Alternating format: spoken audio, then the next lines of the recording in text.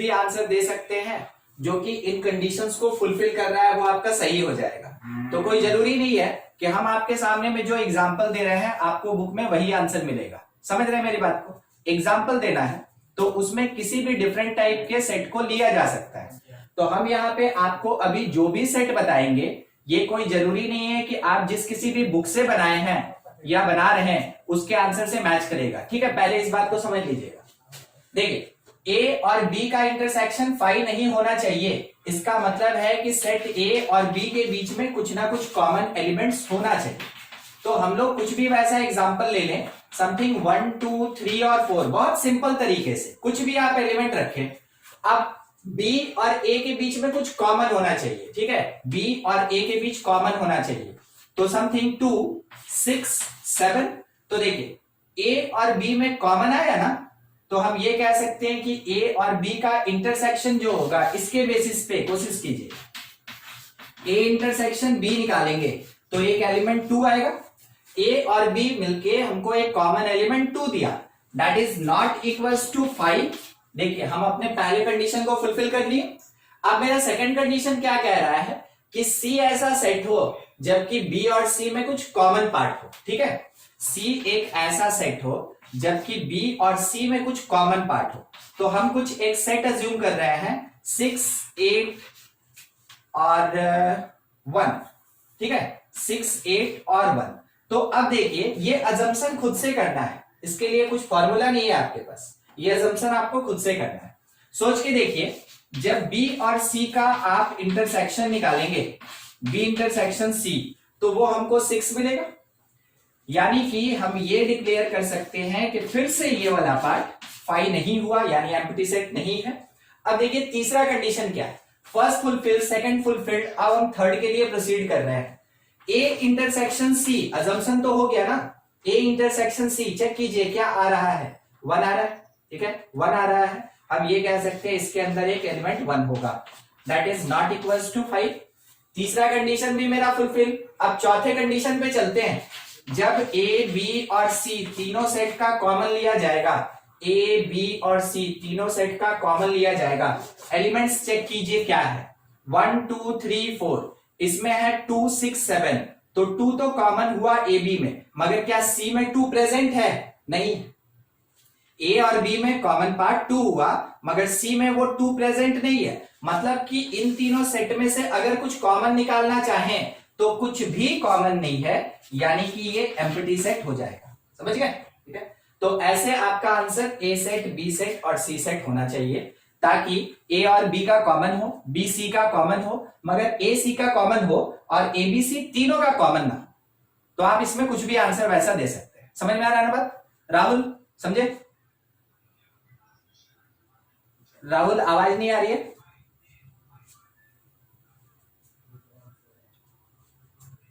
अच्छा ठीक है, नहीं समझ में आया तो बोल दीजिएगा, समझ में आ गया तो भी चलिए ठीक है, आ गया। हाँ, और किसी का कोई डाउट था? सर डिस्ट्रीब्यूटिव लॉ में सर लास्ट वाला पार्ट सर थोड़ा सा समझ में नहीं आया सर। Distributive law?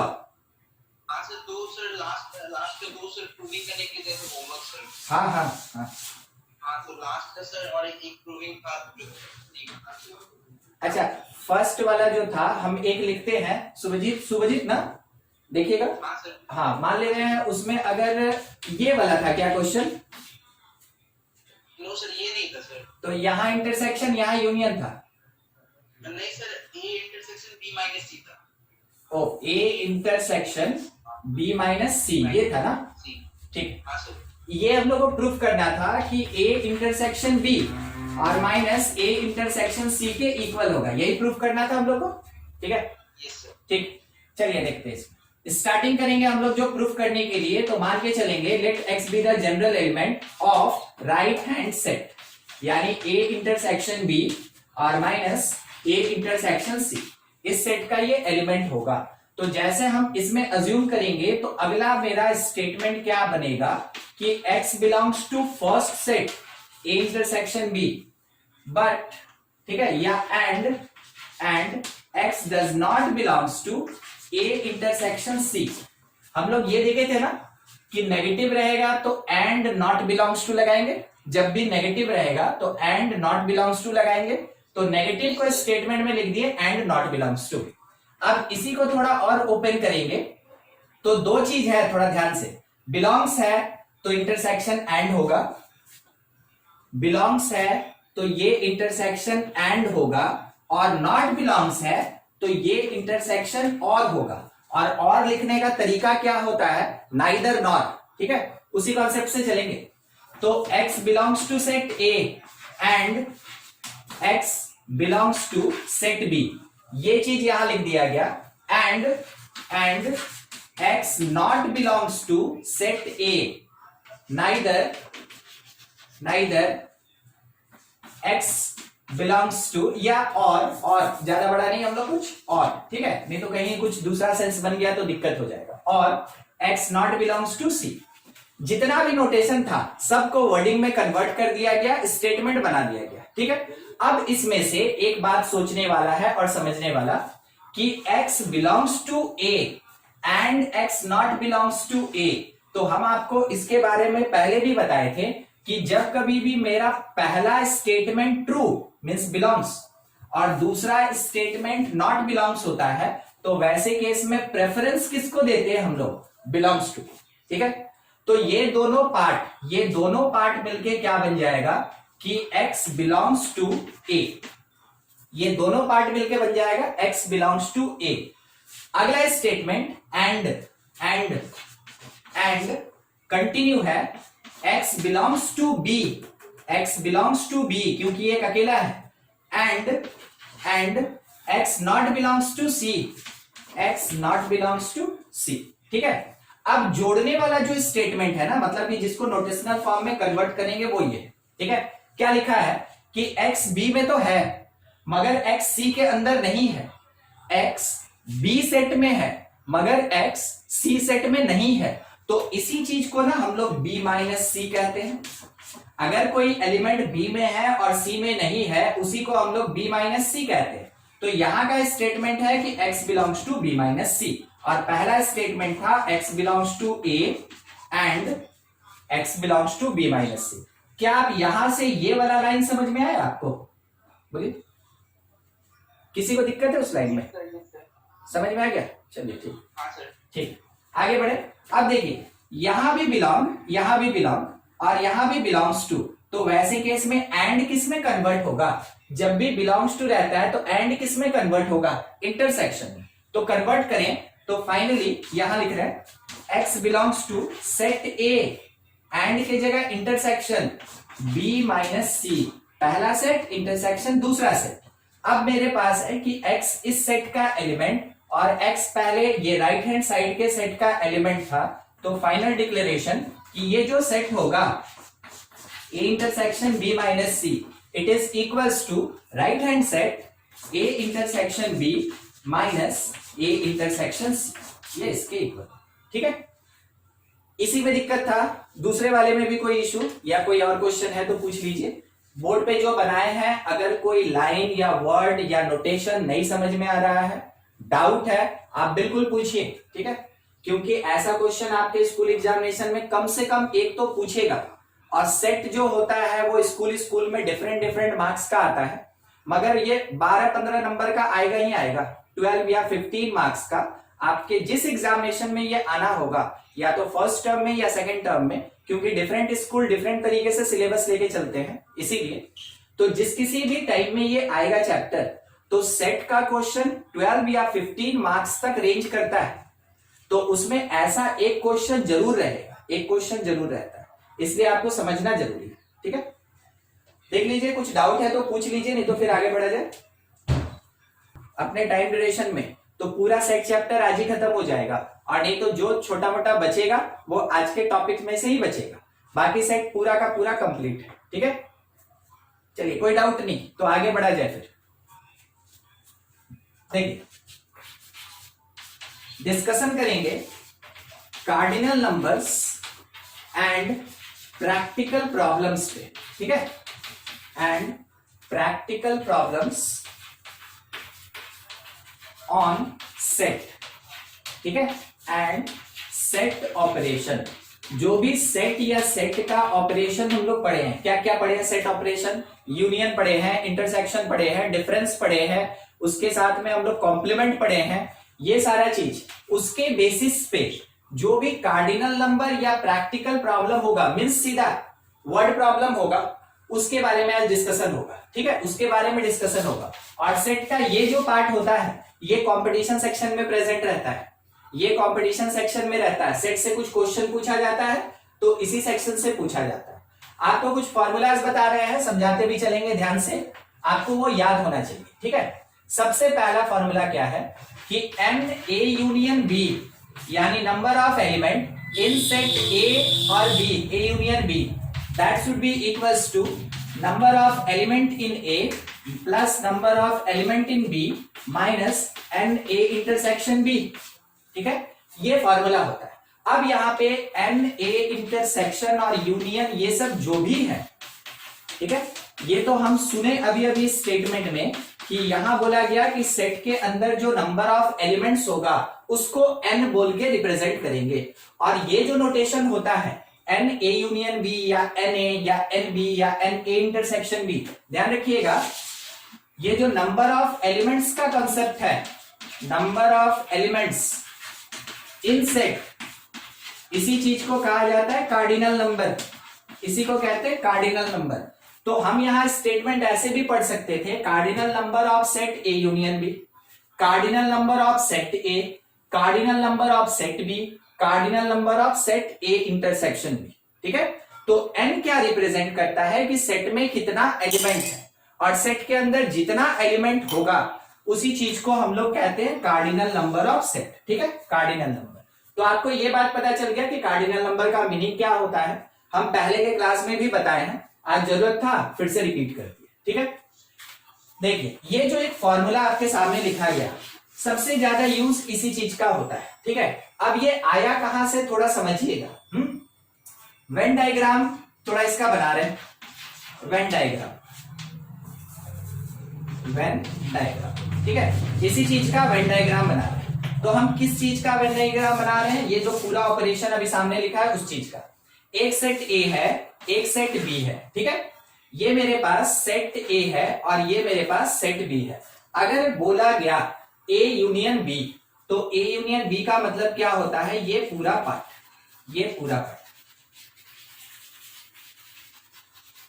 ये जो कंप्लीट है ए और बी, ये पूरा पार्ट आएगा इसमें। ठीक है, ए यूनियन बी में। अब हम आपके सामने कुछ सेक्शंस लिखते हैं,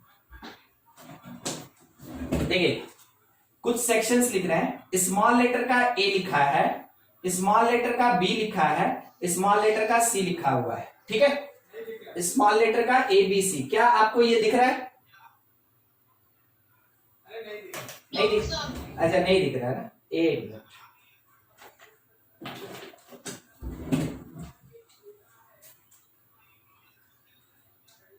देखिए स्मॉल लेटर का ए लिखा है, यहां पे स्मॉल लेटर में बी लिखा है और इस प्लेस पे स्मॉल लेटर में सी लिखा है। अब दिख रहा है थोड़ा डिफरेंट?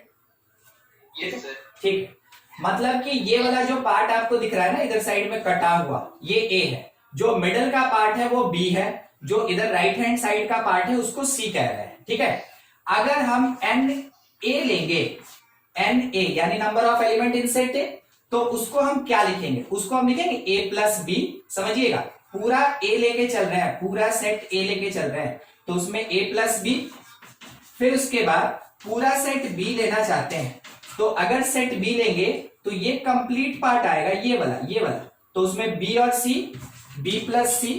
अगर हम एन ए इंटरसेक्शन सी ले लें, sorry B, N A intersection B ले लें, तो ए और बी का इंटरसेक्शन ये कॉमन पार्ट यानी अकेला बी आएगा स्मॉल लेटर का। और देखिए अगर एन ए यूनियन बी लिखा जाए तो एन ए यूनियन बी में ए प्लस बी प्लस सी आएगा, ए प्लस बी प्लस सी आएगा। बोलिए किसी को दिक्कत है? एन ए क्यों ए प्लस बी हुआ, बी क्यों ए बी प्लस सी हुआ, और एन ए इंटरसेक्शन बी क्यों बी आएगा? ऐसा कुछ भी किसी को कोई डाउट?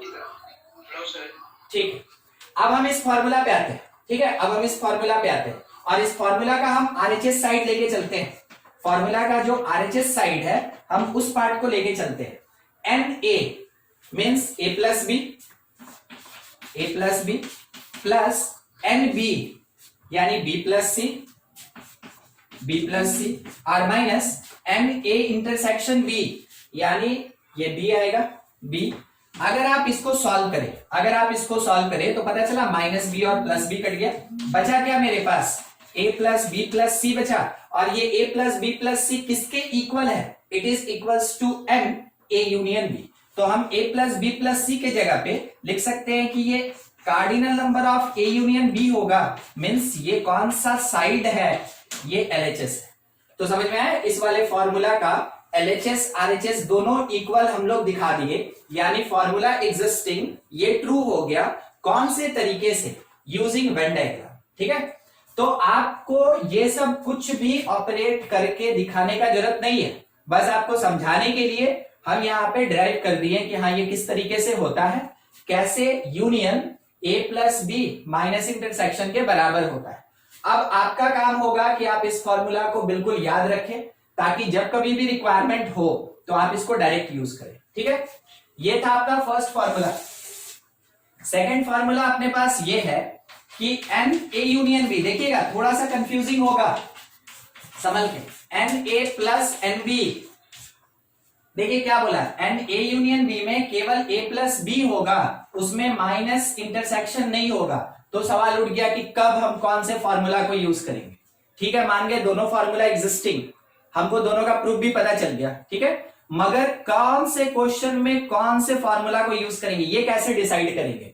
तो इसके साथ एक कंडीशन चलता है, is applicable if A and B are disjoint sets, a and b are disjoint set। disjoint set किसको बोलते हैं?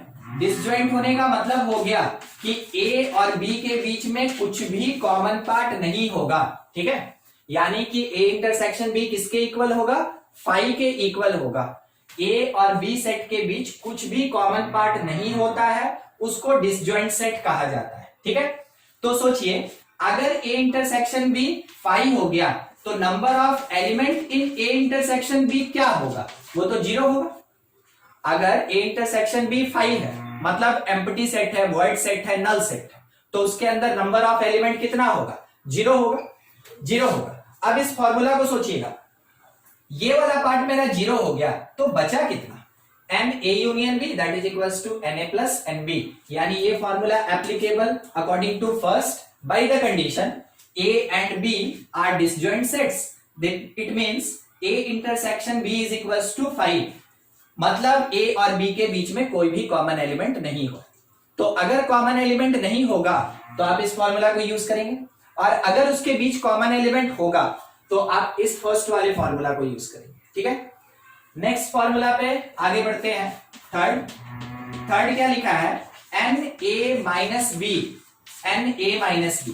तो a माइनस बी का मतलब, n को छोड़िए अभी, a माइनस बी का मतलब सेट a का एलिमेंट मगर b में नहीं होगा, a का एलिमेंट b में नहीं होगा। तो हम लोग क्या बोलेंगे कि all elements of set a but not of a intersection b। ठीक है, एन ए माइनस बी को कैसे रिप्रेजेंट किया जाता है? N A minus N A intersection B. छोटे से वेन डायग्राम के बेसिस पे हम आपको बता रहे हैं, समझिएगा। मान लीजिए जैसे a है, ये b है, ठीक है, ये सेट a है, ये सेट b है, हमको चाहिए a माइनस बी। सोच के बताइएगा फर्स्ट वाला एरिया होगा कि सेकंड होगा कि थर्ड होगा? कौन सा एरिया होगा? a minus B, first second third, कौन सा एरिया होगा? फर्स्ट वाला एरिया होगा। बिल्कुल सही, फर्स्ट वाला एरिया होगा। फर्स्ट एरिया अगर हम केवल लेना चाहते हैं, इसका मतलब है कि हमको a में से ये कॉमन पार्ट हटाना होगा। a में से अगर हम कॉमन पार्ट हटाना चाहते हैं तो ये कॉमन पार्ट किसका है? ये कॉमन पार्ट a और b का है, तो ये कहलाया मेरे पास, अच्छा सॉरी, ये वाला पार्ट a इंटरसेक्शन b। तो अगर हम इसको हटाना चाहते हैं, किस में से हटाना चाहते हैं? a में से। इसका मतलब लिखेंगे एन ए और minus N A intersection b। तो ये अपने पास थर्ड फॉर्मूला आया कि N A minus B that is equals to N A minus N A intersection B. Fourth इसी के अकॉर्डिंग आंसर दीजिएगा आप लोग खुद से। एन बी माइनस ए, सोच के बताइए क्या लिखा जाए। N B minus A sir N B minus N A intersection B. एकदम सही, N B minus N A intersection B. ठीक है, क्योंकि सेट के लॉ में पढ़े थे हम लोग, यहाँ ए इंटरसेक्शन बी लिखे या बी इंटरसेक्शन ए लिखे, दोनों एक ही चीज होगा। यानी कि इस बार सेट बी में से कॉमन सेक्शन को हटाना है, सेट बी में से कॉमन सेक्शन को हटाना है। तो हम लोग इस फॉर्मूला को यूज कर सकते हैं फॉर बी माइनस ए। देखिए बोर्ड पे अभी तक आपका 4 फॉर्मूला आया है, इसमें से कहीं कुछ डाउट है तो पूछ लीजिए। 2-3 फॉर्मूला और है, डील कर लेंगे, उसके बाद क्वेश्चन पे जाएंगे। आगे कंटिन्यू करते हैं। 5th नंबर, 5th, क्या आप में से किसी को ये नोटेशन याद है? ये जो ट्रायंगल होता है, भूल गए? सिमेट्रिक डिफरेंस, तब हमको एक लाइन थोड़ा बढ़ाना होगा। ठीक है, एन को हटा दिया अभी। ये क्या कहलाता है? Symmetric difference. सिमेट्रिक डिफरेंस, ठीक है, सेट्स का जो सिमेट्रिक डिफरेंस होता है उसको हम लोग रिप्रेजेंट करते हैं किससे? इस ट्रायंगल से। और सेट में ये इसका मीनिंग क्या है? a minus B union b minus A. ठीक है, इस सिमेट्रिक डिफरेंस ट्रायंगल का मीनिंग क्या होता है सेट में? a minus B union b minus A. अगर हम वेन डायग्राम में दिखाएं, वेन डायग्राम ऑलरेडी आपको बताया गया है, वेन डायग्राम में अगर हम दिखा दें तो ये सेट A है और ये सेट B है मान लीजिए, तो A minus B, A minus B ये वाला पार्ट होगा, ये वाला जिसको हम लोग जनरली 1 नंबर बोलते हैं। ठीक है, अगर B माइनस ए का बात आएगा तो ये वाला जिसको हम लोग 3 नंबर बोलते हैं जनरली। ठीक है, ये वाला। अब देखिए अगर इन दोनों का यूनियन कर दें तो क्या हटा दिया गया? इन दोनों का यूनियन करें तो क्या हटा दिया गया? Common part. क्या हटा दिया गया? Common part. और कितनी बार हटाया गया? 2 बार। जब आप देखिए, जब आप सेट ए लेके चल रहे थे उस टाइम में भी आप कॉमन पार्ट हटाए। जब आप सेट बी लेके चल रहे थे बी, तो भी आप ये कॉमन पार्ट हटाए। तो ये कॉमन पार्ट हटा कितनी बार? 2 बार। तो देखिए फॉर्मूला कैसे बनता है? N A symmetric difference B that is equals to A को लेंगे एन ए, बी को लेंगे एन बी, और ए में से सब्ट्रैक्ट किया गया common part A intersection B एक बार, और बी में से सब्ट्रैक्ट किया गया common part A intersection A B एक बार। तो ए में से ए इंटरसेक्शन बी हटाएं तो ये फर्स्ट पार्ट आया, बी में से ए इंटरसेक्शन बी हटाएं तो ये थर्ड पार्ट आया। ठीक है, तो जाके फॉर्मूला क्या बनता है? N A intersection B, sorry N A symmetric difference B that is equals to N A plus N B, और इसमें माइनस ये 2 टाइम हो जाएगा, आइडेंटिकल है तो, यानी 2 time N A intersection B. ये हो गया सिमेट्रिक डिफरेंस के लिए फॉर्मूला। ठीक है, सिमेट्रिक डिफरेंस। और सिमेट्रिक डिफरेंस मतलब क्या होता है? a minus B union b minus A. Next formula अपने पास ये आ रहा है कि अगर कभी ये लिखा रहे कि n a union b union c, n a union b union c, यानी कि अब 3 सेट का बात हो गया। वैसे केस में फॉर्मूला एग्जिस्ट करता है na plus nb plus nc minus n a intersection b minus n b intersection c minus n a intersection c। ठीक है, और इसमें एक प्लस हो जाएगा, plus n a intersection b intersection c।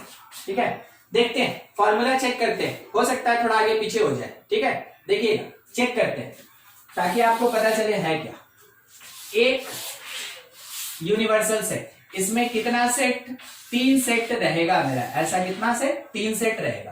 एक सेट ए कहलाया, एक सेट बी कहलाया, एक सेट सी कहलाया। ठीक है, समझिएगा। अब बाय द वे अगर हमको ये पूरा पार्ट लेके चलना है, ठीक है, पूरा पार्ट, तो आप इसको देखते चले, तो हम नाम लिखते चलेंगे इस पे। देखिए नाम लिखते चलेंगे। ये है मेरा ए, ये है बी, ये सी डी ई एफ जी, ठीक है। हर एक छोटे छोटे पार्ट का हम नाम दे दिए, हर एक छोटे छोटे पार्ट का हम नाम दे दिए, ठीक है। यही यूज होता है वेन डायग्राम का। देखिएगा, अगर बोला गया एन ए, तो उसमें हम किसको किसको ले सकते हैं? ए बी ई और एफ आएगा, A plus B plus E plus F आएगा। सेम वैसे ही अगर हम एन बी बोले तो पूरा सेट बी का बात हो रहा है, पूरा इस गोले का बात हो रहा है, तो B C D E, B plus C plus D plus E. उसके बाद अगर हम सी का बात करें तो इस वाले सेट में कौन कौन आया? डी ई एफ जी, डी ई एफ जी। बस ध्यान रखिएगा, इसको ठीक से समझते चलिएगा, कुछ नहीं समझ में आया तो पूछ लीजिएगा कहीं पे भी, क्योंकि क्वेश्चन भी इसी तरीके से बनता है। जैसा अभी आपके सामने हम प्रूफ दिखा रहे हैं ना, क्वेश्चन भी बनाएंगे इसी तरीके से। और यही प्रोसेस होता है कि वेन डायग्राम को यूज करके हम लोग वर्ड प्रॉब्लम को सॉल्व करते हैं, ठीक है। ये आपको वही चीज सिखा रहा है। तो हर एक सेक्शन पे ध्यान रखिएगा। आप अगर माइक ऑन करके आंसर नहीं दे रहे हैं तो कम से कम अपने मन पे बोलते रहिएगा, ठीक है, मन में बोलते रहिएगा, तब आपको समझ में आएगा। अगर मेरे लिखे हुए से थोड़ा सा भी डिफरेंट हुआ और उसके बाद अगर आपको कंफ्यूजन हुआ, आप जरूर हमसे बोले, ठीक है, कि सर वो नहीं समझ में आया या वो कैसे हुआ। हाँ, देखिए n C D plus E plus F plus G, ये मिल गया हम लोग को। एन ए इंटरसेक्शन बी का अगर बात करेंगे हम लोग, ए इंटरसेक्शन बी, तो उसमें आएगा बी और ई, बी और ई। जब हम लोग एन ए इंटरसेक्शन सी का बात करेंगे, ए और सी का कॉमन पार्ट, तो उसमें ई और एफ आएगा, ये वाला पार्ट, ये वाला ई और एफ आएगा, ठीक है, ई प्लस एफ। जब एन बी इंटरसेक्शन सी लिया जाएगा, बी और सी का कॉमन पार्ट, तो उसमें डी और ई आएगा। देखिए दोनों सर्कल का ये कॉमन पार्ट हो रहा होगा, डी और ई मिल गया। अब उसके बाद हम लोग को तीनों का इंटरसेक्शन लिखना है, A intersection B intersection C. तो तीनों का इंटरसेक्शन क्या आपको यहाँ पे दिख रहा है? ये वाला हो रहा है ई, एक अकेला ई। यहाँ पे ये इतना एलिमेंट्स है, ठीक है, इतना सारा सेक्शन हम लोग लिखे हुए हैं। हाँ, अब ये जो सेक्शन अपने पास लिखा हुआ है, उन सेक्शंस को आप इसमें पुट कीजिए अपनी कॉपी में। आप एक बार इस प्लेसेस पे उसको पुट कीजिए और इक्वेशन की तरह सॉल्व कीजिए, देखिए क्या आ रहा है। कोशिश कीजिए अपने से, आ गया तो ठीक, नहीं तो हम यहाँ पे बताएंगे। इसी फॉर्मूला में आपको हर एलिमेंट दे दिया गया है, आप उसको पुट कीजिए और एक बार सॉल्व करने का खुद से कोशिश कीजिए। अगर आपको दिक्कत होता है या एलएचएस आरएचएस के इक्वल नहीं आता है, आप हमको बताएंगे, ठीक है, समझ गए ना। सारा चीज वहां पे लिखा हुआ है, पुट कीजिए इसके प्लेसेस पे और सॉल्व करके निकालिए क्या आ रहा है। बताइए सब कोई। नेट इशू हो गया। अच्छा ठीक है, ठीक है, जो बना रहा है बनाते रहेगा। यहां से स्टार्ट करना था ना शुभजीत? हाँ सर। हाँ ठीक है। देखिए 3 सेट हम लोग लेके चले, 3 सेट, और तीनों सेट में जो अलग अलग पार्ट हो रहा था, जो एरिया हो रहा था, उन सबको कुछ नाम दे दिए, A B C D E F G, ठीक है। ये अगर कहा गया कि number of element in set A, तो सेट ए कहने का मतलब है ये पूरा का पूरा सर्कल होगा, और इस सर्कल के अंदर कौन कौन सा एलिमेंट दिखा, ए बी ई और एफ, तो एन को लिख दिए A plus B plus E plus F. इन सारे एरियाज को जब हम जोड़ेंगे तब कहीं जाके हमको पूरा का पूरा सेट ए मिलेगा। सेम वैसे ही बी को जब लिखे हम लोग, तो ये पूरा का पूरा सर्कल आ रहा था, उसमें कौन कौन प्रेजेंट, बी सी डी और ई, तो बी के प्लेस पे लिख दिए कि ये B plus C plus D plus E के इक्वल होगा, ठीक है। अब आते हैं कॉमन पे, तो जब ए इंटरसेक्शन बी बोल रहा है, ए और बी का कॉमन सेक्शन, तो देखिए ए और बी का कॉमन सेक्शन ये होगा जिसमें कि बी और ई है, उसी चीज को लिखे यहाँ बी प्लस ई। वैसे ही ए इंटरसेक्शन सी, ए इंटरसेक्शन सी ये कंप्लीट कॉमन पार्ट होगा जिसमें ई और एफ आ रहा है, लिख दिया गया। जब बी और सी का कॉमन लेके चलेंगे हम लोग, उसमें ये कंप्लीट पार्ट आ रहा है डी प्लस ई, ठीक है। और जब तीनों का कॉमन लेंगे, A intersection B intersection C, तो वो ये मिडिल वाला पार्ट आ रहा है, ध्यान से देखिएगा, तो ये इस सर्कल में भी है, इस सर्कल में भी है और इस सर्कल में भी है, तो तीनों का कॉमन पार्ट अकेला कौन होगा, ई। उसके बाद हम स्टेटमेंट ये दिए कि आप इस फॉर्मूला में Na का जो वैल्यू है, B का जो वैल्यू है, C और ये जो बाकी एलिमेंट्स का वैल्यू वहां लिखा है, उसको पुट करके बताइए कि क्या वो A union B union C के बराबर आ रहा है। Na, हाँ, यहाँ पे N A union B union C क्या होगा वो भी हम लिख दे रहे हैं, ताकि जब आप आंसर लाएं तो आप कंफ्यूज ना हो। ए बी सी का यूनियन यानी ये सब होगा, ये सब एक एक बार, A plus B plus C plus D plus E plus F plus G. ठीक है, ये आंसर आना चाहिए आपका। आ गया? Yes sir. चलिए ठीक है, ठीक है। तो आप इस फॉर्मूला को याद रखेंगे, ये 3 सेट के लिए है। हाँ, और इससे पहले जो भी डील कर रहे थे हम लोग वो 2-2 सेट का था। तो आपका मैक्सिमम 3 ही सेट का क्वेश्चन पूछा जाता है, उससे ज्यादा क्वेश्चन कभी पूछा नहीं जाता है सेट में। ठीक है, तो सेट में मैक्सिमम हम लोग 3 तक ही लेकर। इतना देख लीजिए, इसमें कुछ डाउट है तो हमसे पूछ लीजिए, नहीं तो फिर आगे बढ़े। देखिए वो 6 नंबर था, नेक्स्ट 7 नंबर। ठीक है, 7 नंबर में अपने पास क्या है कि exactly 2 sets at a time.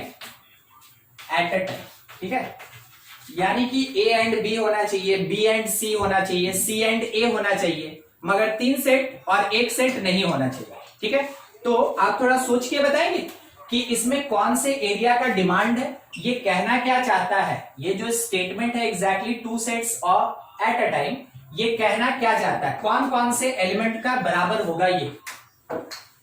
देखिए तो sir A plus B plus C plus E F and D. A plus B plus C plus E F and D. F और डी। हाँ सर। चलिए ठीक, चलिए देखते हैं। ठीक है, अब एक्सप्लेन करते हैं थोड़ा। देखिए ए वाला जो पार्ट है ना, ए, ये तो सिंगल सेट ए होगा, ये सिंगल सेट ए होगा। ठीक है, यहां क्या बोला, एग्जैक्टली 2 सेट्स, 2 सेट होना चाहिए, ना तो 2 से कम और ना ही 2 से ज्यादा, तो ए नहीं होगा। ठीक है, आप अटेम्प्ट किए, बहुत बढ़िया, इसमें से कुछ सही भी है।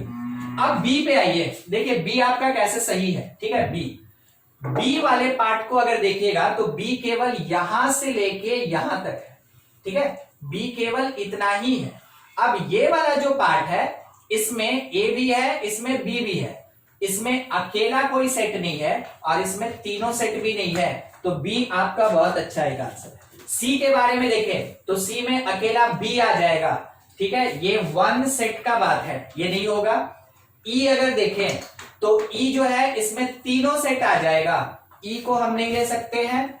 अगर डी का बात करें तो डी यहां से लेके यहां तक है, और डी में अगर चेक करें तो बी आ रहा है और सी आ रहा है, तो डी है एग्जैक्टली 2 सेट्स वाला केस, डी एग्जैक्टली 2 सेट्स वाला केस। अच्छा, एफ जो है, एफ में केवल सेट ए आ रहा है और सी आ रहा है, ए और सी ये आ रहा है, तो एफ भी है एग्जैक्टली 2 सेट वाला केस, यानी एफ भी आपका सही।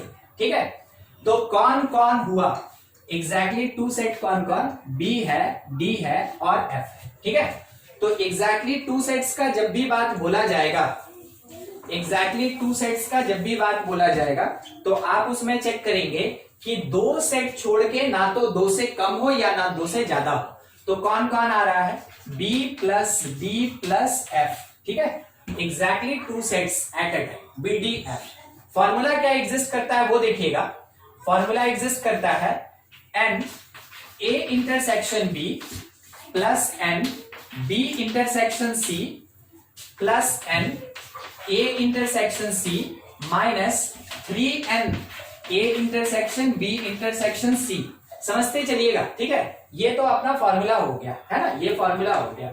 आप देखिएगा आरएचएस पार्ट हम लेके चल रहे हैं इसमें, आरएचएस अगर ए इंटरसेक्शन बी बोला गया तो A intersection B B plus E होगा, बी प्लस ई होगा, ए इंटरसेक्शन बी। ठीक है, बी इंटरसेक्शन सी, तो बी और सी का इंटरसेक्शन डी प्लस ई होगा, डी प्लस ई। फिर उसके बाद ए इंटरसेक्शन सी, ए और सी का कॉमन पार्ट ई और एफ होगा, तो यहां हम लिख सकते हैं ई प्लस एफ, और minus 3n A intersection B intersection C, तो तीनों का कॉमन कौन हो रहा है, ई हो रहा है, माइनस 3e। आप इसको सॉल्व करें, देखिए 3e minus 1e 2e 3e cut गया, बचा क्या, b प्लस एफ बचा। क्या बी डी एफ ही मेरे पास एग्जैक्टली टू सेट का कॉन्सेप्ट दे रहा था। समझ में आया आपको ये फॉर्मूला कैसे ट्रू है और कैसे एग्जिस्ट करता है? ठीक है, यस सर। चलिए ठीक, अब आगे बढ़ते हैं। ठीक है, अब इसको छोड़ दे रहे हैं, बस उस पार्ट को सॉल्व किए थे। नेक्स्ट एक होता है exactly one.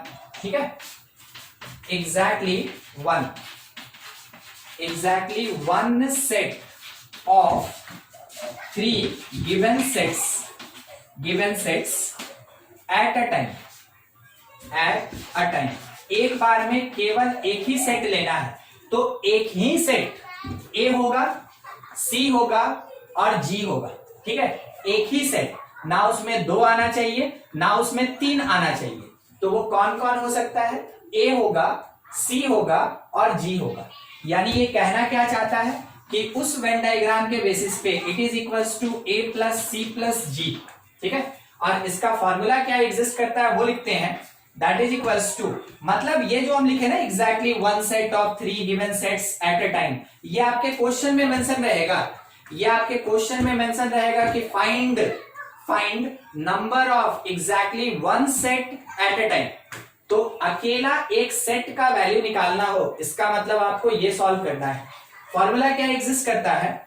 N A plus N B plus N C minus 2 time N A intersection B minus 2 time N A intersection C minus 2 N B intersection C, और इसके साथ में plus A intersection B intersection C, एक minute, इसके साथ में 3n A intersection B intersection C. ठीक है, 3n A intersection B intersection C. देखिए काफी लंबा चीज है, थोड़ा सा है ना ओरली समझा रहे हैं, ट्राई कीजिएगा। आ जाए, सबसे पहला चीज 2 टाइम कॉमन पार्ट। कितनी बार ये कॉमन पार्ट हट गया? 6 टाइम। हम यहां पे ऐड किए कितनी बार? 3 टाइम। ठीक है, 3 टाइम, तो अभी भी 3 टाइम्स हटा हुआ है। अब सोचिए ए बी और सी में वो कॉमन पार्ट फिर से 3 बार आएगा, तो अभी आप अगर इस नेगेटिव को देखें तो कॉमन पार्ट कहने का मतलब हम इस ई का बात कर रहे हैं। ठीक है, समझिएगा, ई का बात कर रहे हैं। अगर हम 2 A intersection B, A intersection C और बी इंटरसेक्शन सी हटाते हैं तो ई कितनी बार हट गया? 6 बार, माइनस 6 टाइम ई हो गया। अब ए लिए, बी लिए, सी लिए, ए बी सी, तो ई कितनी बार आ गया? 3 बार।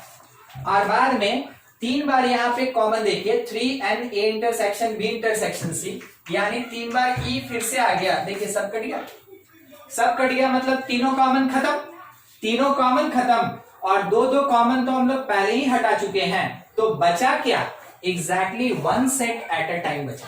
ठीक है, आप इसको घर पे चाहे तो एक बार ट्राई कर ले, बिल्कुल इस तरीके से सारा एलिमेंट यहां लिखा हुआ है। आपका काम क्या होगा कि आरएचएस साइड में आप उसको पुट करेंगे और चेक करेंगे कि क्या वो एलएचएस के इक्वल आ रहा है कि नहीं आ रहा। ठीक है, तो इतना काम आप घर पे कर लीजिएगा। अभी बोर्ड पे जो लिखा है ये सब फॉर्मूला है, और फॉर्मूला आपको याद रखना पड़ेगा, तब कहीं जाके क्वेश्चन बनेगा। ठीक है, चलिए नोट कर ले, फिर आगे बढ़ा जाए। आप कोई डाउट है तो पूछ ले कोई भी।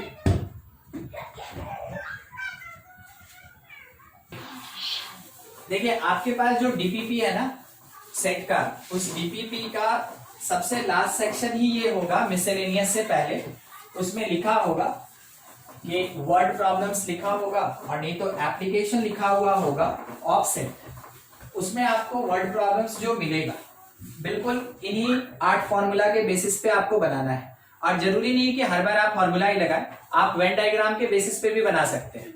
अगर आपके स्कूल एग्जामिनेशन में ये मेंशन है कि आप इस क्वेश्चन को वेन डायग्राम से सॉल्व कीजिए, तो आपको जैसे यहाँ पे डिस्क्राइब करके दिखाए थे ना, बस उसी तरीके से बनाना होता है। हम लोग क्वेश्चन करेंगे, मगर आपको वर्ड पता चलना चाहिए कि क्वेश्चन कैसा पूछा जाएगा, तो हम आंसर किस तरीके से देंगे। ठीक है, अभी का जो थ्योरी था ये आपको जनरल चीज बता दिया, बस इसी का application according to different data हम लोग करेंगे।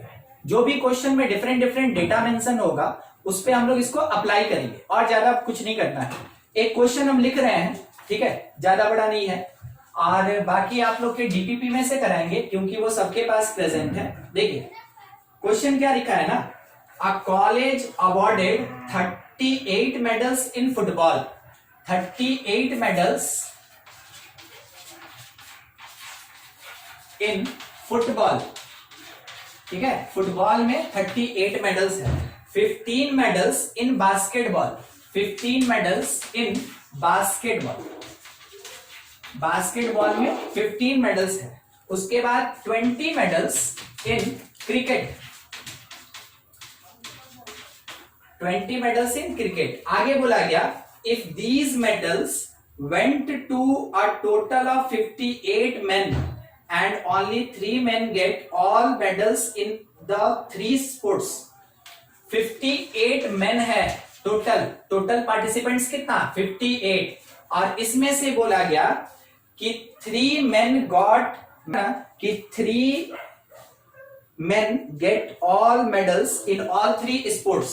तो ये क्या बता रहा है ना, 3 men get all 3 medals in sports. ये इस स्टेटमेंट से हम लोग को समझना होगा कि लिखा क्या है। आगे क्या बोला गया, the number of students who received medal in exactly 2 of 3 sports. Number of men ही लेके चलते हैं, ठीक है, who get medal, who get medals in exactly 2 sports, in 2 sports. देखिए क्वेश्चन में आया, क्वेश्चन में ये वर्ड आया ना एग्जैक्टली 2 स्पोर्ट्स, और ये जो 3 स्पोर्ट है ये यहां पे मेरे पास किसकी तरह बिहेव करेगा, सेट की तरह बिहेव करेगा। तो क्वेश्चन क्या पूछा, एग्जैक्टली 2 सेट्स का क्वेश्चन पूछा, एग्जैक्टली 2 सेट में क्या आंसर हो सकता है वो पूछा। समझ में आया क्वेश्चन कैसे रहेगा। इसी को रनिंग बना के थोड़ा लंबा लिखा हुआ था, हम शॉर्ट में जितना जरूरत था उतना निकालते गए, ठीक है। अब इसका मीनिंग समझते चलिएगा कि हम लोग इसको सेट फॉर्म में लिखेंगे क्या। 38 मेडल्स इन फुटबॉल, हम लिखेंगे number of element in football that is equals to 38। फिर 15 मेडल्स इन बास्केटबॉल, हम लोग ये लिखेंगे कि number of medals in basketball that is equals to 15। अगर हम लोग के पास क्रिकेट में 20 मेडल है तो लिखा जाएगा number of element in cricket that is equals to 20, ठीक है। अगर ये बोला गया कि टोटल 58 मैन है जो कि पार्टिसिपेट कर रहा है इस गेम के अंदर, तो आप ये कह सकते हैं कि it is football union basketball union cricket. वो कितना है, तो वो टोटल मेरे पास 58, ठीक है।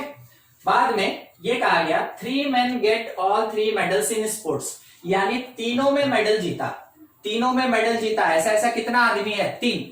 क्रिकेट में भी मेडल मिला, फुटबॉल में भी मेडल मिला, बास्केटबॉल में भी मेडल मिला, तो तीनों का वो कॉमन पार्ट हो गया, तीनों सेट का वो कॉमन पार्ट हो गया, और उसका नंबर ऑफ एलिमेंट्स कितना है, 3 है।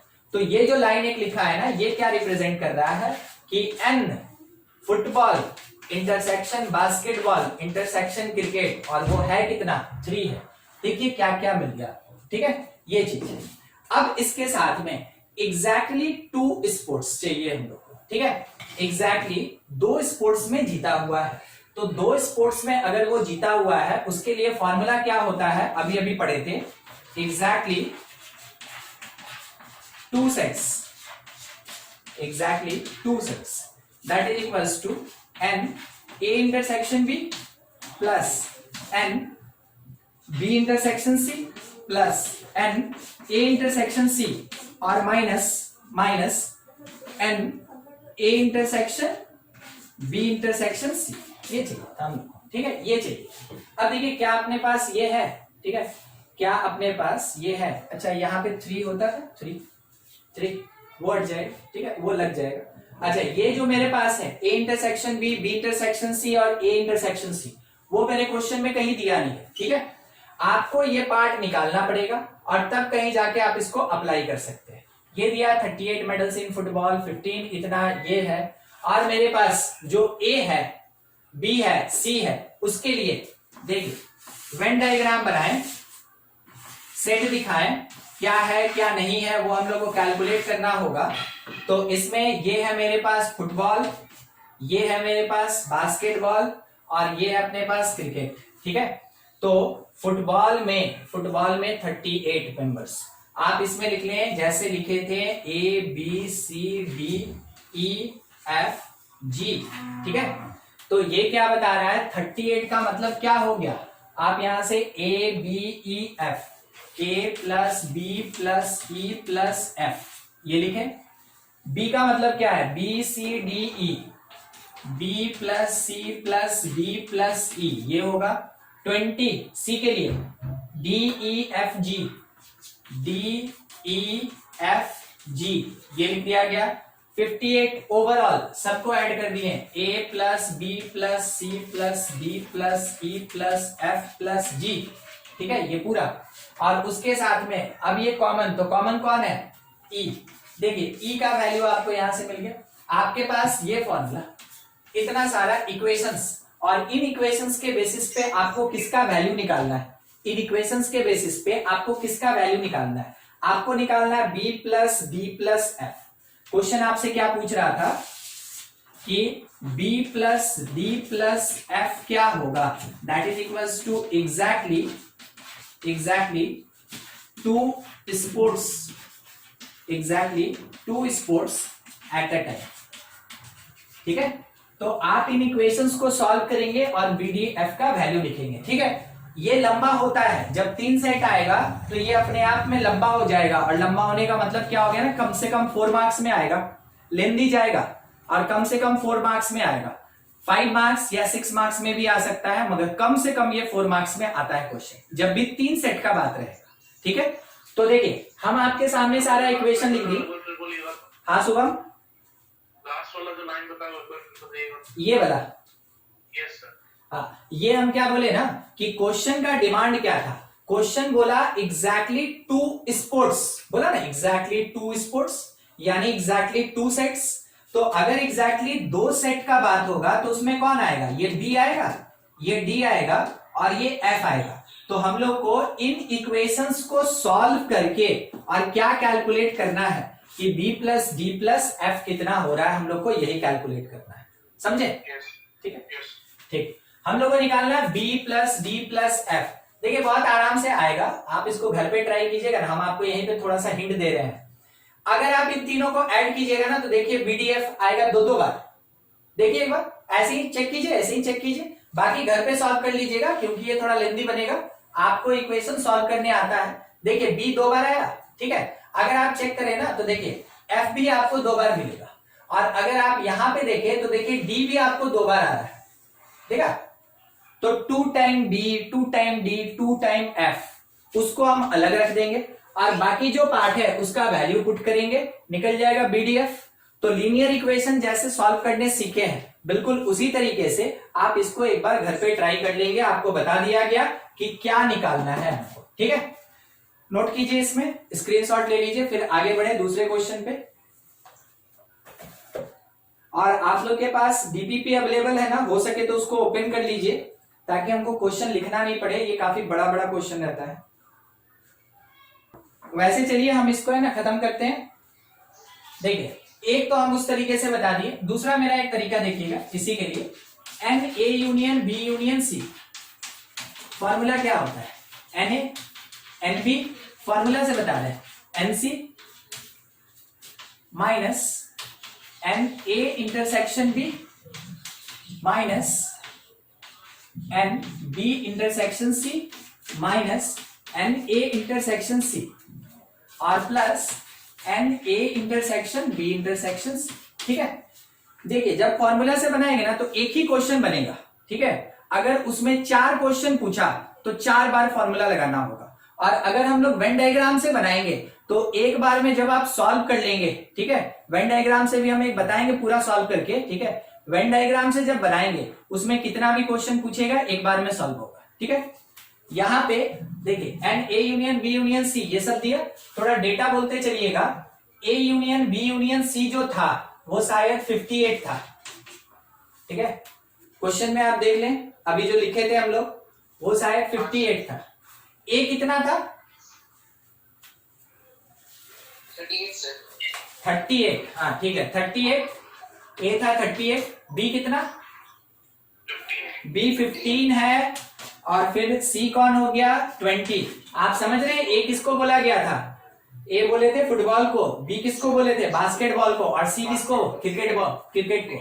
Minus N A intersection B minus N A intersection C minus N B intersection C, और प्लस तीनों का कॉमन पार्ट, यानी तीनों में मेडल जीतने वाला कितना था, 3 था ना, 3, ठीक है।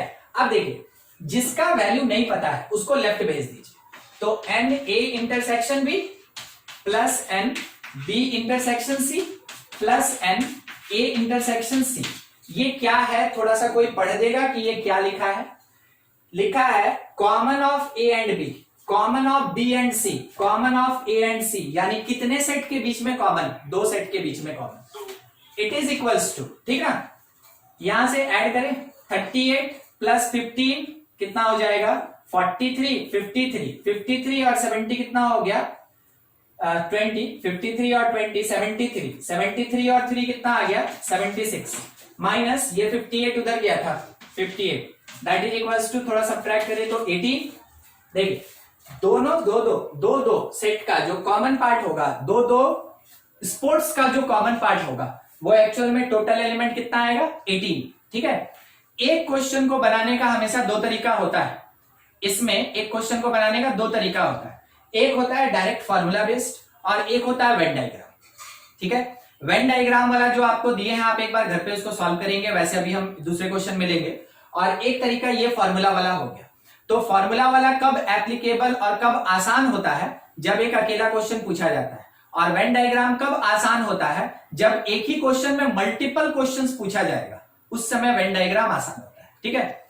डीपीपी आप लोग के पास है, थोड़ा ओपन कीजिएगा। शुभम समझे ना ये, हाँ ठीक। 269 नंबर क्वेश्चन, वहां पे आसपास में आप जो भी क्वेश्चन देखेंगे सब कुछ इसी तरीके से बनेगा, ठीक है। हम वहां पे कंटिन्यू कुछ क्वेश्चन डील करते चलते हैं। देखिए थोड़ा बड़ा रहता है स्टेटमेंट में, इस कारण से हम नोटेशनल फॉर्म में लिखते चलेंगे। वैसे क्वेश्चन नंबर 269 डीपीपी का क्वेश्चन नंबर 269 लिखा है, in a school there are 20 teachers who teach mathematics और फिजिक्स, ऑफ दिस 12 teach mathematics, तो number of element for mathematics is 12 and 4 teach both physics and mathematics, both physics and mathematics, तो उसको intersection से दिखाएंगे। उसका एलिमेंट कितना दिया है 4। क्वेश्चन क्या पूछा, then number of teachers who teach physics, ठीक है, number of teachers who teach physics, physics पढ़ाने वाले कितने होंगे, जबकि टोटल मेरे पास दिया है फिजिक्स और मैथमेटिक्स का यूनियन, टोटल 20 टीचर्स क्वेश्चन में दिया है। तो देखिए स्टेटमेंट पढ़ेंगे मगर लिखते जाएंगे यहाँ नोटेशनल फॉर्म में, ठीक है। और हम लोग को ये जो गिवन डेटा है और जो रिक्वायर्ड है उसके बेसिस पे जो फॉर्मूला सुटेबल लगता है हमको वो फॉर्मूला यहाँ पे यूज करना चाहिए, ठीक है। तो देखिए इंटरसेक्शन है, 2 सेट है और यूनियन है, क्या फॉर्मूला लगेगा, NP union M that is equals to, first formula number of element in P mathematics और माइनस P इंटरसेक्शन M, ठीक है। अब जहां जहां जो जो डेटा अवेलेबल है पुट करते चलिए, यूनियन कितना 20 is equals to number of element in P कितना पूछा गया है, तो इसको वही लिख लें फिजिक्स का। मैथमेटिक्स में बताया गया है कि 12 टीचर्स हैं, और minus P intersection M common कितना है 4। देखिए L और R थोड़ा सॉल्व करेंगे हम लोग, तो हम लोग को NP का वैल्यू मिलेगा, ये दोनों सॉल्व होके 8 इधर साइड में शिफ्ट हो गया, 20 माइनस 8 मतलब क्या मिल गया हम लोग को 12 मिल गया। तो number of teachers in physics कितना आया 12 आ गया। ऐसे ही आपको अप्लाई करना है। चलिए उसके बाद वाले क्वेश्चन में देखिएगा 270 number question, 270 in class of 35 students 24 like play cricket खेलने वाला 24 and 16 like to play football खेलने वाला 16 ऐसा है। Also each student likes to play at least one of two games, the number of students who like to play both cricket and football, both cricket and football, ठीक है। तो intersection इसका requirement है। अब देखिए क्वेश्चन हम लोग को यूनियन दिया था, क्रिकेट और फुटबॉल का यूनियन फर्स्ट लाइन में ही दिया हुआ था 35 स्टूडेंट्स, ठीक है। तो यहां पे पुट किए 35। कौन सा फॉर्मूला सुटेबल, बिल्कुल यही वाला फॉर्मूला लगेगा, एक नंबर। तो n c union f that is equals to number of element in cricket, number of element in football minus number of element in cricket and football, ठीक है। अब हर एक प्लेस पे जो वैल्यू दिया गया है वो पुट करते चले। तो यूनियन का 35, क्रिकेट का 24, फुटबॉल का 16 और इंटरसेक्शन तो चाहिए था हमको सी इंटरसेक्शन एफ। अगर हम उसको लेफ्ट शिफ्ट कर लें तो उसका वैल्यू निकाल सकते हैं, number of element in cricket and football both that is equals to, एक बार सॉल्व करके देखिए ये 40 हो जाएगा, ठीक है, और माइनस 35 ये उधर गया माइनस 35। तो दोनों खेलने वाला कितना आया, 5 स्टूडेंट्स आए। दोनों क्रिकेट और फुटबॉल खेलने वाला कितना स्टूडेंट्स मिला हमको कॉमन, 5 स्टूडेंट्स। आपको हमेशा वर्ड प्रॉब्लम के लिए स्टेटमेंट पढ़ते जाना है, उसको नोटेशनल फॉर्म में लिखते जाना है। आपको ये सारा डेटा देख के पता चलेगा कि कौन सा फॉर्मूला सुटेबल है, आपको बस वही अप्लाई करना है, ठीक है। इसको नोट कर लें फिर आगे बढ़ा जाए, या स्क्रीनशॉट ले लीजिए ना, स्क्रीनशॉट ले लीजिए फिर आगे बढ़े। आ रहा है, ठीक है।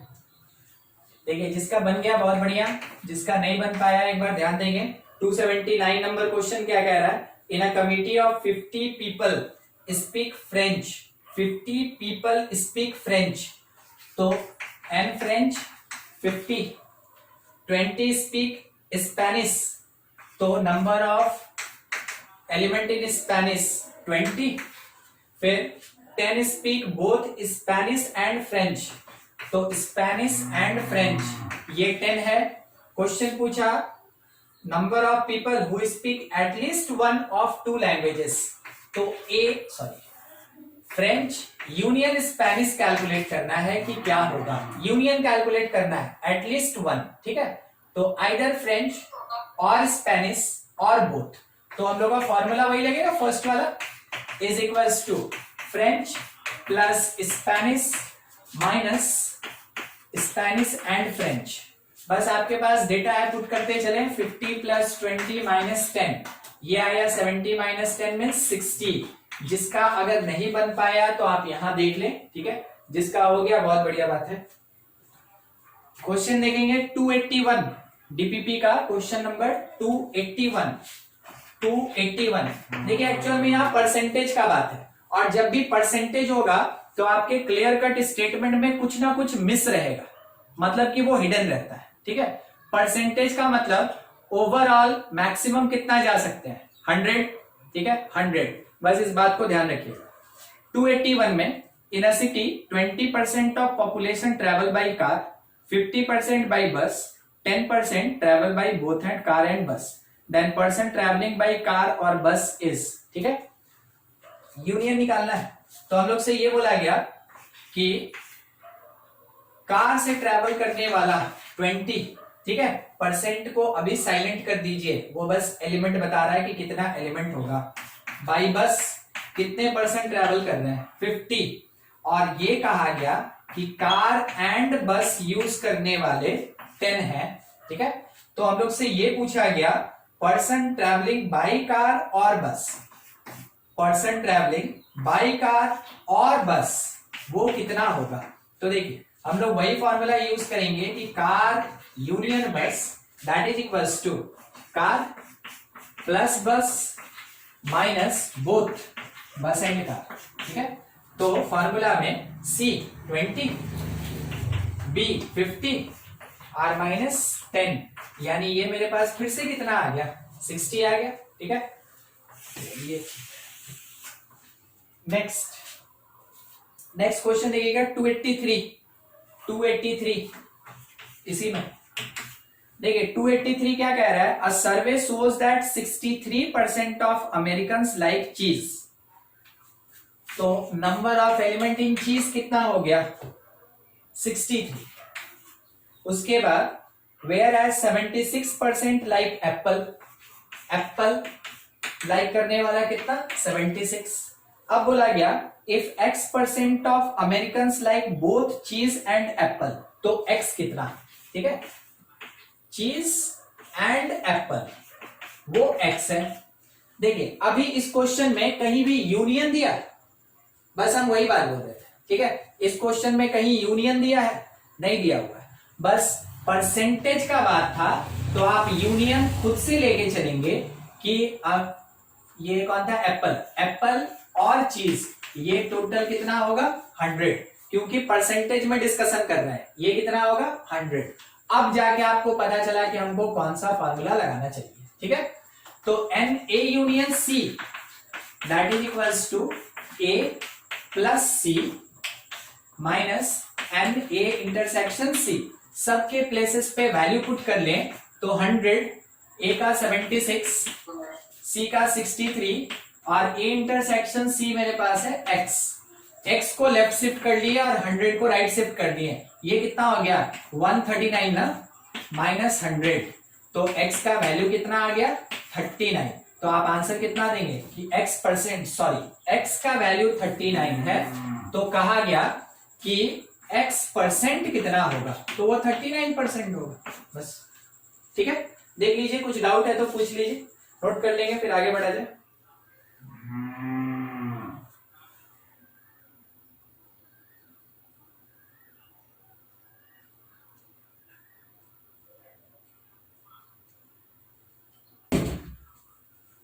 देखिए क्वेश्चन है 288 वाला, उसमें क्या कहा गया, in a class of 175 students the following data shows the number of students opting one or more subjects, ठीक है, तो मैथमेटिक्स कितना 100, तो number of element in mathematics is 100। Next है फिजिक्स में कितना, तो फिजिक्स है 70, फिर केमिस्ट्री में कितना 40, केमिस्ट्री का है 40, उसके बाद mathematics and physics, mathematics intersection physics that is equals to 30, फिर mathematics and chemistry, mathematics and chemistry वो है 28, physics and chemistry, physics and chemistry that is equals to 23, आगे है mathematics and physics and chemistry, तो mathematics and physics and chemistry वो दिया है question में 18, पूछा गया number of student opted mathematics alone, ठीक है, ओनली मैथमेटिक्स कितना होगा ये पूछा, ठीक है, केवल मैथ चाहिए, इसके लिए कोई फॉर्मूला नहीं, केवल मैथ चाहिए, इसके लिए कोई फॉर्मूला नहीं, ठीक है। आपको क्या करना पड़ेगा, आपको इसमें वेन डायग्राम यूज करके पूरा क्वेश्चन बनाना होगा। पहला चीज एक और देख लीजिएगा, इन अ क्लास ऑफ 175 स्टूडेंट्स, तो वो हम लोग को पूरा का पूरा यूनियन प्रोवाइड कर रहा है, ठीक है, तो N A union B, math union physics union chemistry that is 175, ठीक है, इतना डेटा दिया है। अब यहाँ पे ओनली मैथ के लिए अपने पास कोई फॉर्मूला नहीं, तो इस क्वेश्चन को बनाने का आपके पास बस एक ही तरीका है कि आप इसमें वेन डायग्राम यूज करें, समझते चलिएगा, ठीक है, पूरा क्वेश्चन हम इसमें सॉल्व करेंगे, आपके लिए हम इसमें कुछ नहीं छोड़ेंगे, हाँ, जो भी डेटा दिया है उसके अकॉर्डिंग, ठीक। सबसे पहले हम एक वेन डायग्राम बनाए, वेन डायग्राम में मेरे पास 3 सब्जेक्ट यानी 3 सेट, तो मेरे पास 3 बबल, पहला सब्जेक्ट है मैथमेटिक्स, फिर है फिजिक्स, फिर है केमिस्ट्री, ठीक है। हम लोग जैसा सीखे थे उसके अकॉर्डिंग इसमें हम लोग A B C D E F G लिख देंगे, ठीक है। अब जाके हर एक पार्ट किसको रिप्रेजेंट कर रहा है उतना लिखते चले, तो फिर आगे फर्दर सॉल्व करेंगे, यही लिख लेते हैं, नहीं तो फिर एक नया लाइन बनाना पड़ेगा हमको, ठीक है, यहीं पे हम लोग इसको मेंशन कर लेते हैं। देखिए मैथमेटिक्स में 100 एलिमेंट, और यहां मैथमेटिक्स में कौन कौन आ रहा है ध्यान दीजिएगा, ए है, बी है, ई है, एफ है, that is equals to, A plus B plus E plus F. Physics में कौन कौन आ रहा है, ठीक है, बी सी डी ई, ठीक है। फिर उसके बाद केमिस्ट्री में कौन कौन आ रहा है, डी ई एफ जी, डी ई एफ जी। अब यहां पे इंटरसेक्शन मैथ और फिजिक्स का इंटरसेक्शन क्या मिलेगा, बीई, मैथ और फिजिक्स का इंटरसेक्शन बीई। उसके बाद मैथ और केमिस्ट्री का इंटरसेक्शन, मैथ और केमिस्ट्री, देखिए ये ईएफ, ईएफ कोशिश करते चलिए, ठीक है, अपने से भी। पी इंटरसेक्शन सी, पी और सी यानी फिजिक्स केमिस्ट्री का इंटरसेक्शन डीई, डीई। बाद में तीनों का इंटरसेक्शन मतलब ई दिया, ठीक है, देखते चलिएगा। ई का वैल्यू मिल गया 18, ई उठा के यहां पे पुट कर दिए, ठीक है ना, ई उठा के यहां पे पुट कर दिए तो हमको डी का वैल्यू मिलेगा 23 माइनस 18 मतलब 5। ई उठा के यहां पे पुट कर दिए तो हमको एफ का वैल्यू मिलेगा 28 माइनस 18 10। कोई भी पार्ट अगर आपको नहीं समझ में आया आप बोलिएगा, हम इधर थोड़ा सा लंबा उसको करके आपको बता देंगे एक्सप्लेनेशन, ठीक है। कोई भी पार्ट अगर नहीं समझ में आया तो ई अब मेरे पास 18 है, यहां पे हम पुट करेंगे तो यहां से मेरा बी निकलेगा, बी तो 30 माइनस 18 इज 12, ये मिल गया। अब देखिए बी है, एफ है, डी है, ई है, इतना वैल्यू है। इस पे बढ़ते हैं, डी का वैल्यू है मेरे पास, ई का वैल्यू है मेरे पास और एफ का वैल्यू है। आपको पता चला हम यहां से क्या निकाल सकते हैं, हम यहां से जी निकाल सकते हैं, ठीक है। हम लिखें G is equals to 40 minus D, D का वैल्यू 5 माइनस ई का वैल्यू 18 था, माइनस एफ, एफ का वैल्यू 10 है। अब देखिए कितना आ रहा है ये, ठीक है, ये कितना आ रहा है, कहीं कुछ मिस किए क्या, डी कितना था, डी 5 है, ठीक है। और हाँ ठीक है, ठीक है, ये देखिए ना कितना हो रहा है 28 और 5 33, ये कितना आएगा 7 आएगा, ठीक। अब उसके बाद ऊपर वाले पे उसी तरीके से सोचिए क्या है मेरे पास बी है, मेरे पास डी है और ई का वैल्यू है, मेरे पास बी है, डी है और ई का वैल्यू है। यहां से हम सी का कैलकुलेशन करेंगे तो सी निकलेगा 70 minus B 12 minus D 5 minus E 18। थोड़ा सा यहाँ पे छोटा सा लिख रहे हैं, ठीक है, अगर नहीं दिखा तो बोलिएगा।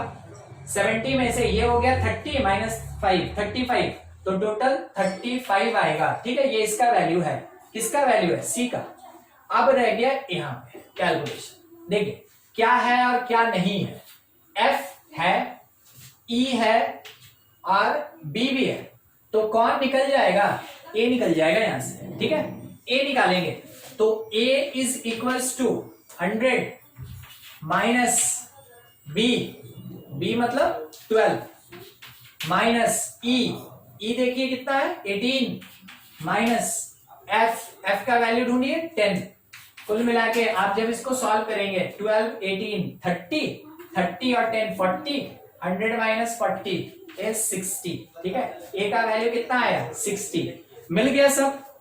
देखिए ए मिल गया, बी मिल गया, सी मिल गया, डी भी अपने पास है, डी हो गया, ई मिल गया, एफ भी है, जी भी है, हर चीज निकल गया।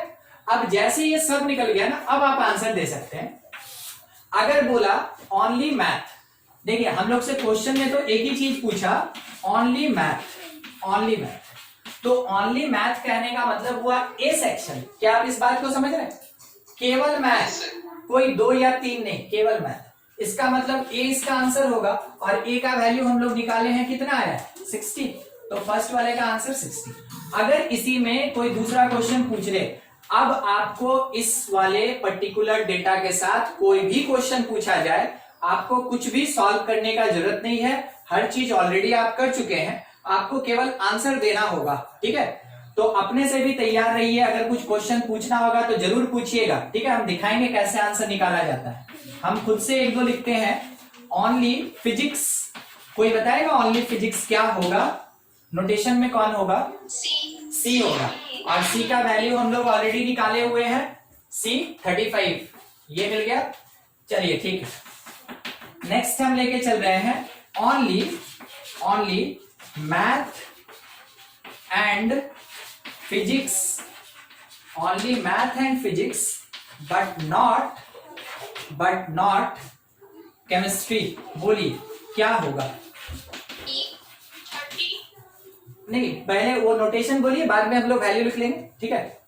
ऑन हाँ, math and chemistry but not, sorry math and physics but not chemistry. देखिए मैथ और physics but not chemistry, math physics में तो बी और ई दोनों आएगा, मगर बोला केमिस्ट्री नहीं होना चाहिए, तो अकेला कौन बच गया? बी, और बी का वैल्यू हम लोग जो निकाले हैं वो अपना आंसर होगा। बी कहीं सॉल्व की 12।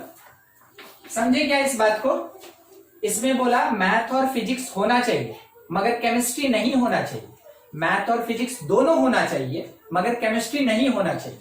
तो मैथ और फिजिक्स दोनों बोलेगा तो बी और ई दोनों आएगा, मगर जब केमिस्ट्री बोलेगा कि नहीं होगा तो कॉमन पार्ट हटा दिए, तो केवल अकेला कौन बच गया? बी। ठीक है, अब आपकी तरफ से कोई क्वेश्चन है कि सर हम इसमें ये निकालना चाहते हैं, तो पूछ लीजिए, कैलकुलेट करेंगे। नहीं, अच्छा ठीक, हाँ अब सब निकलेगा। शुभम एक तो हम दे रहे हैं, निकालिएगा। एग्जैक्टली वन सब्जेक्ट ओनली, बोलिए क्या आंसर होगा? एग्जैक्टली वन सब्जेक्ट, एकदम ठीक आप बोले।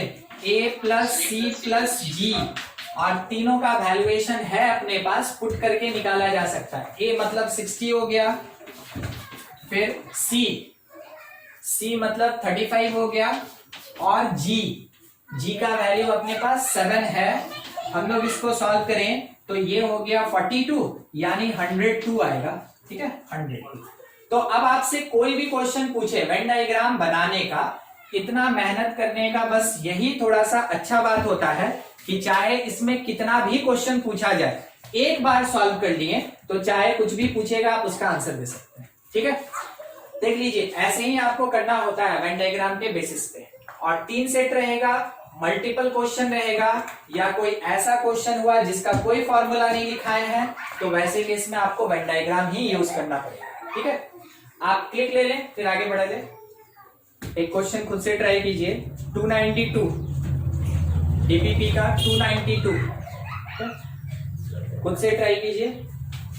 292 नंबर क्वेश्चन, बताइए क्या आंसर आ रहा है, सॉल्व कीजिए। ठीक है, 292, a market research group conducted a survey of 1000 consumers and reported that 720 consumers like product A। तो प्रोडक्ट ए वाला कितना? 720। फिर उसके बाद 450 consumers like product B, product B कितना? 450। आगे ये बोला गया the least number that must have like both products, तो इंटरसेक्शन निकालना है। बोथ मतलब क्या? ए और बी दोनों होना चाहिए, तो इंटरसेक्शन निकालना है। जबकि क्वेश्चन में यूनियन अपने पास स्टार्टिंग में ही दिया हुआ था ना कि टोटल कितना है? 1000 कंज्यूमर्स है, 1000 कंज्यूमर्स है। तो हम लोग फॉर्मूला तो यही यूज करेंगे, ए यूनियन बी।